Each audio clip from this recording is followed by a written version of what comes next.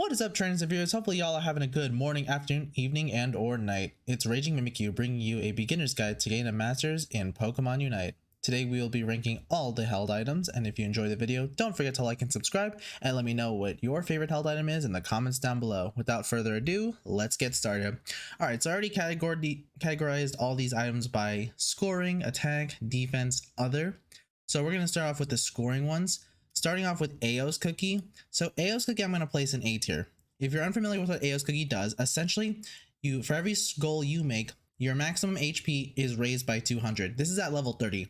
This caps at 6 stacks. In other words, the max amount of HP you can get or benefit you can get from Ao's Cookie is 1200 HP.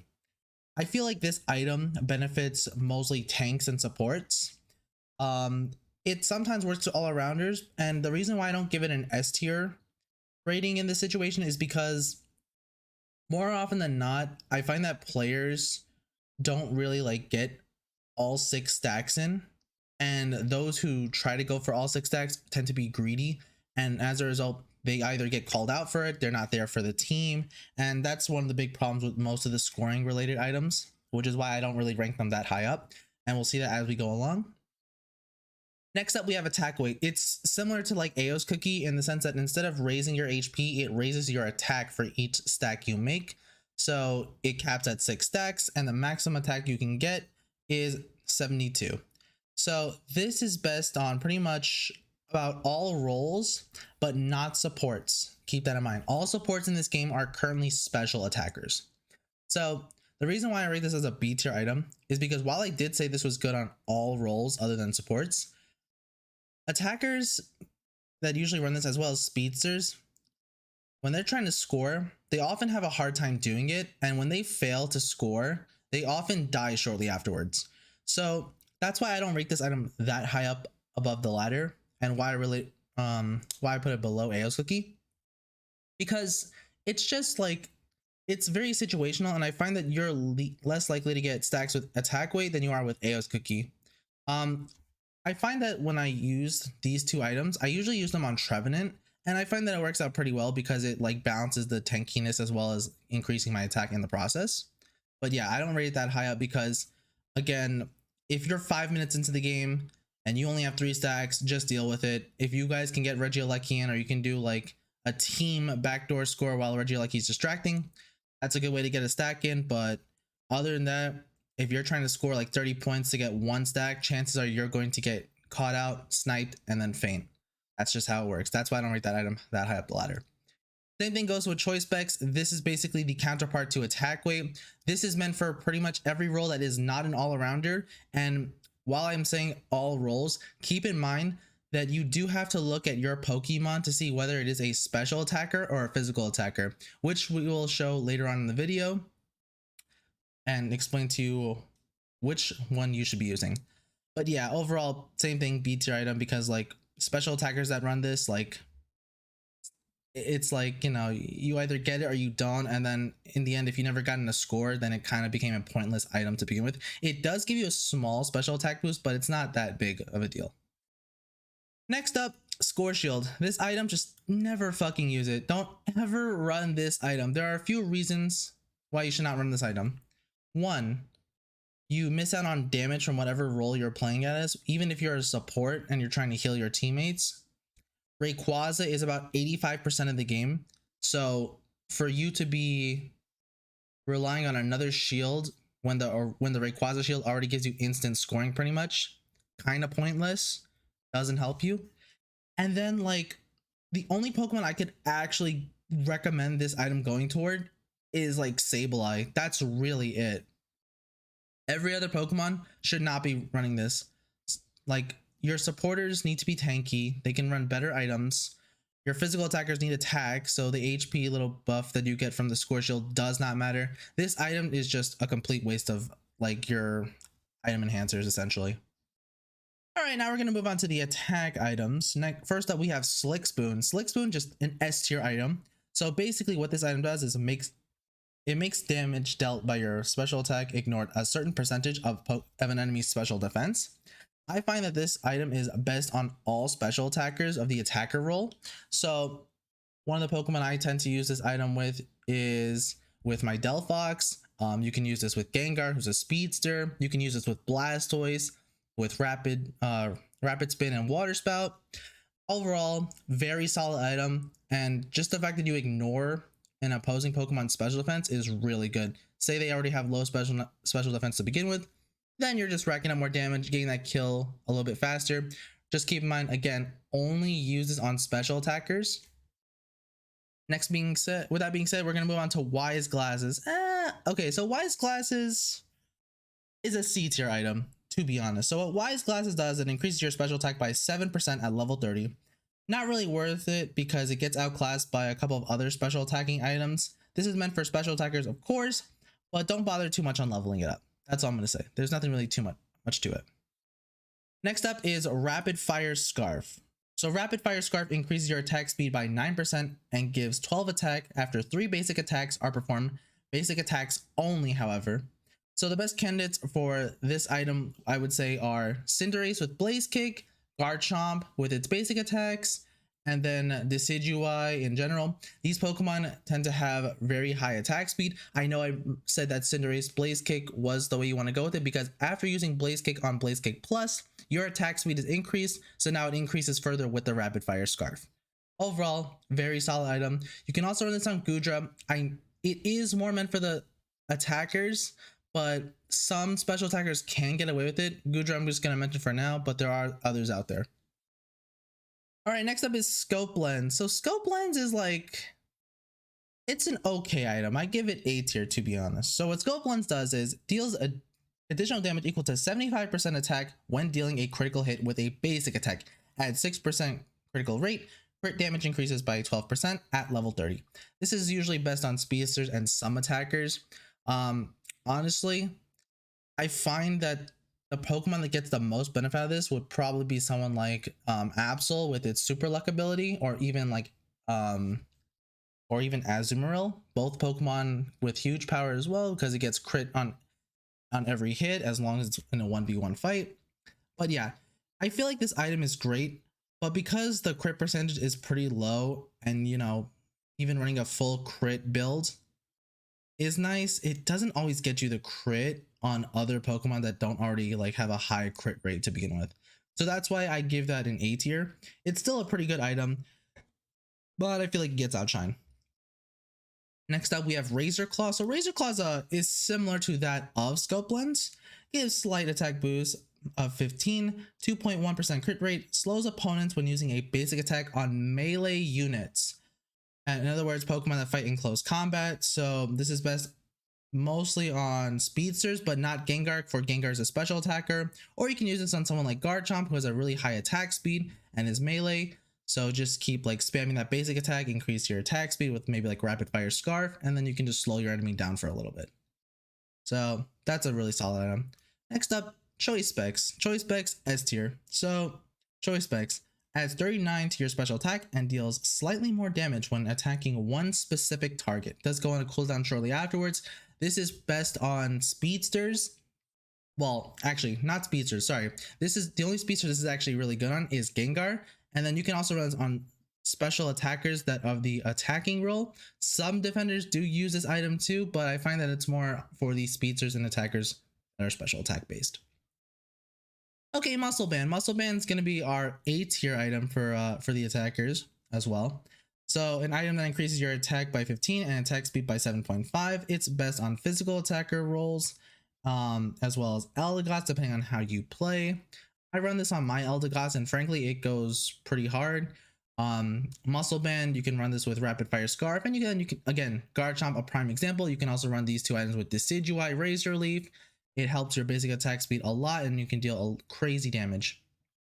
But it just kind of gets outshined because I feel like Razor Claw in the end, Razor Claw and Rapid Fire Scarf can do a little bit more together. But overall, based on your preference. So next up, we have Shell Bell. Shell Bell is a pretty good item. I was gonna consider putting an S tier, but it feels kind of like an A tier item. So what this item does is gives a 24 special attack, 4.5% cooldown reduction, recover HP when successfully landing a move, and has a 10-second cooldown after use.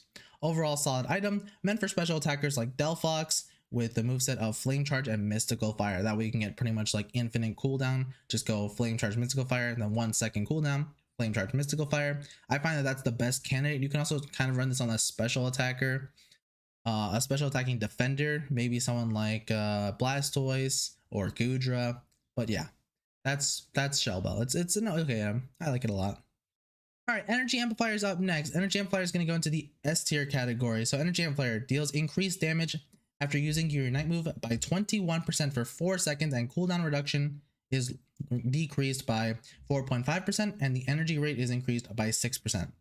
So this is basically good on Pokemon that have really fast Unite rates. Some examples we'll go over are Leafeon, Talonflame, Wigglytuff, Eldegoss. Those 4 candidates make really high use of the energy amplifier because you actually do get it back pretty quickly, and you can just, in a sense, spam your alt, quote unquote, spam your alt, and then just go with your basic attacks or like any, you know, side moves you already have on cooldown. Overall, good item. And finally, we have Draining Crown. So Draining Crown is a cool item, but I feel like it just doesn't really suit too many Pokemon. So restores HP based on your auto/basic attacks. Not too great as much as of a healing, so that's why it falls off. The best option overall would probably be someone like Garchomp. You could say Decidueye too, because, you know, of your increased say Rapid Fire Scarf, Muscle Band set, but Decidueye is just too frail and the recovery is just not as great that you really don't need to run this item on pretty much anyone other than probably Garchomp, which is why it's like a D tier item. All right, after all that, we are now moving on into the defense category. So first up, we have Focus Band. Focus Band has been a major help to all the defenders and supporters out there, and even the all-arounders. So once reaching below 25% HP, it recovers a little bit HP back. It does go on a cooldown. I recommend running this on someone like I mentioned before, defenders. I specifically run this on Trevenant and Mamoswine. You can also run this on your Eldegoss, Mr. Mime, maybe, just for them to like survive a bit longer. Maybe provide some healing to your teammate just before you're about to faint. But yeah, overall good item. I would say the only support not to run this on is just Comfey, because Comfey is already like the squishiest supporter in the game, so just don't run it on Comfey. All right, next up we have Weakness Policy. Weakness Policy is just an S tier item. This item is best benefits attackers that are all-arounders, basically, defenders, and not supports. Sorry, do not run on supports. And we'll get into that why. So basically, here's how Weakness Policy works. So for every hit, you gain a stack such that you receive an attack buff stack. It stacks up to 4 times and can be refreshed. This is best for physical defenders and all-arounders to be a bit more bulky and dish out more damage. So it does give you an HP buff. It does give you an attack buff, which is why I don't recommend running on supports. Don't run it on attackers. Attackers are already pretty much squishy enough, so they'll just faint off instantly. And then speedsters don't really tank hits, so doesn't work on them. So just overall, defenders, all-arounders, very solid item. Top candidates, Scizor Bullet Punch, or defender, you can run this on Mamoswine. All right, next up is Assault Vest. This item is just a D tier item too. So what Assault Vest does is you gain a shield that reduces special attack damage. If the whole team is physical, then it doesn't really help you. It does give you an HP boost and gives you some special defense, but this is a very niche item because, once again, if you're fighting a whole team of physical attackers, the shield is just kind of pointless, and like you only really get the HP buff. It's basically like Score Shield in a sense, but like better, but not really here. Just not worth it at all. But yeah, unfortunate. But next up is Leftovers. Just never evolve it. It's the first item you get when you play this game, and while it sounds cool that you're going to be recovering HP over time, or like you might think, oh wow, Snorlax Leftovers, yo, this is like when I played the Pokemon main series game. Yeah, it's really not. So Leftovers, recover HP outside of combat. Don't level up, it's too slow for your recovery. You get about 2% for every 5 seconds when you're outside of combat. So in other words, around 55 seconds. If you're on like say 1% HP, it's going to take you 55 seconds to get max HP. And at that point, you could just retreat to base and heal up like 10 times faster than that. So it doesn't do anything overall, just too pointless. Rocky Helmet, just another item you don't ever really need to level up. So after taking damage by nearby opponents, they also take damage proportional. Not as good as most meta currently is range and special attacker based. Gives HP and defense as a substep, but once again, this pairs pretty well with Garchomp, but it's also like you don't get any damage. You don't have like, if you're not fighting someone that's a melee unit, it's also kind of pointless. So like, say I'm Lapras with Rocky Helmet and I'm fighting a Decidueye with Spirit Shackle. If he just keeps Spirit Shackling me from afar, this damage is not going to reflect back onto him. It's a small little radius, not even worth it. All right, now we're going to move on to the other category. Floatstone, I'd say, is a solid B tier. So what Floatstone does is adds 24 attack, 150 speed, increases movement speed when outside of combat for about 5 seconds, I believe. It's okay for trying to rush to objectives, but pretty situational. Best on your physical speedsters, basically anything that's not Gengar. And I rate it with amongst the specs here because it's like, you can run better items in the S tier category. And you don't really need to run, like if you're not comfortable with scoring, then you can just have Everstone and it's like just better, I guess, in that sense. But then again, all the S tier items are right there, so just pick them out from the based bunch. Nothing much to it though. It's an okay item. All right, so next up is Rescue Hoodie. So Rescue Hoodie increases shield and recovery effect by 10%. Best for supports. Is benefits something like Comfy, Eldegoss, and Blissey with the soft boiled, your pollen puff, your floral healing when you're alting. Just only run it on supports. Like I kid you not, this is basically a supporting item for supports. Like if you're running this on anything else, no real point whatsoever. Anyway, next up is XP share. So XP share gives XP to the user with the lowest level, must remain the lowest level. Good for the early game, but kind of falls off late game. Only made for support, so do not run this on any attacker, any all-arounder, any speedster. Just don't do it at all, especially if you're jungling. If you're jungling, you should not be running this item at all.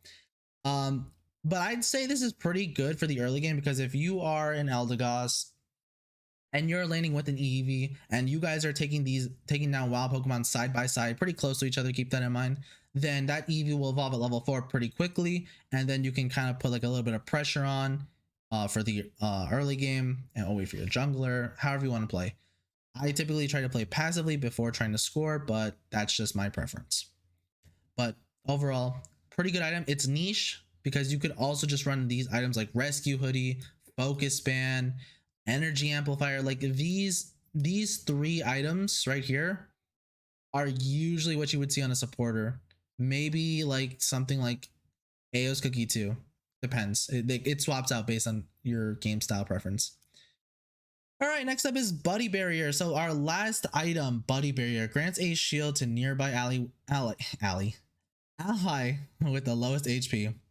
This item was broken on release because this item was ran on every single Pokemon. It actually didn't even matter, to be honest. As long as everyone had it unite at the same time, more or less, the shield went crazy. So it's versatile, can be run on pretty much any unit you choose or see fit. But again, it did fall off, and there were better items that slowly power crept to the Buddy Barrier as time went on. But yeah. And last but not least is going to be your Rusted Sword. First of all, never, and the only reason why I say never is because you can actually never level this item up. It's already level 30. It doesn't give you an attack boost. It doesn't give you any buffs whatsoever. This item is exclusive to Zacian for anyone who has already played the game or is new to the game. It's only on Zacian. You really can't level it up. So in other words, when you play Zacian, you can only choose 2 other items. So make good use of that if you can for all the Zacian players out there after the nerf. But yeah. Okay, so now we're going to go over what a physical and a special attacker looks like. So let's go check that out. And we are back. Okay, so now we're gonna go over what is a physical attacker and what is a special attacker. So here we have Trevenant, for example. If you look under its name, it says the intermediate difficulty, but then just underneath that, you see that this Pokemon is an attacker. So that means you can run something like an attack weight on it, you can run muscle band on it, you can run razor claw. Those are options. That's not really like what I run on my Trevenant, but I'll show you an example right here. If I just click on Trevenant, I typically run the attack weight. I have weakness policy for a little bit more endurance, and I have focus band because I'm a defender. So that's what I run on my Trevenant. So then if we take a look at someone like, say, Delphox, for example, if you look under its name, you'll also see that this is an SP attack. That means a special attacker. So you can run choice specs, you can run wise glasses on it, you can run like shell bell. Those are some items that I find benefit Delphox. So if you just click that right here, I got shell bell on, I got choice specs, and I got energy amplifier because Delphox generally does have a fast unite rate. But yeah, that's what makes an attacker versus a special attacker. And then of course there's also like telling you stuff like if it's ranged and like the roll. So like you have for Talonflame, you have melee speedster, range attacker. So like melee, just keep that in mind because like you could actually use Razor Claw on melee Pokemon as an example. Range Pokemon don't really benefit from Razor Claw when you think about it because they're not in close combat. But yeah, something to think about. That's gonna do it for today's video. Hopefully y'all have a good morning, afternoon, evening, and or night. If you have any other questions, feel free to let me know down in the comments below. We also have a Discord. You can follow me on Twitter, link down below, Instagram. And without further ado, I will see you all in the next one. Later.